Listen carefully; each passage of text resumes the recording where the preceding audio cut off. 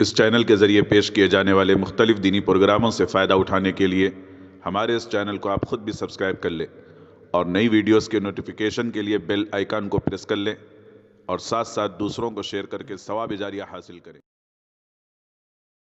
ایک سوال یہ ہے کہ کیا نماز میں سورتوں کے درمیان ترتیب رکھنا ضروری ہے، اور کیا پہلی رکعت میں دوسری رکعت کے بنسبت لمبی قرات ہونا ضروری ہے؟ دیکھیے،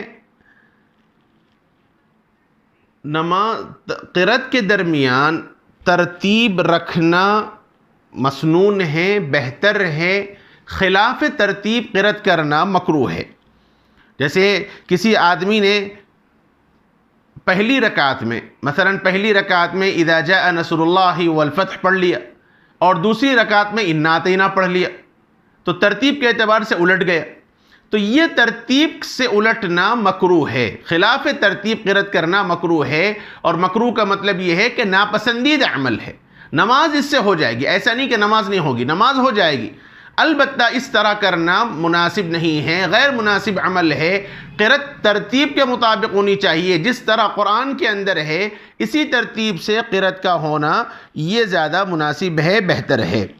اور جہاں تک مسئلہ دوسرا ہے کہ پہلی رکعت میں دوسری رکعت کے بنسبت لمبی قرات ہونا ضروری ہے، یہ کوئی ضروری نہیں ہے، یہ بھی آداب میں سے ہے کہ پہلی رکعت تھوڑی لمبی ہو اور دوسری رکعت تھوڑی مختصر ہو۔ روایات کے اندر نبی اکرم صلی اللہ علیہ وسلم کا عمل اس طرح صحابہ نے بیان کیا ہے، لیکن یہ کوئی ضروری نہیں ہے۔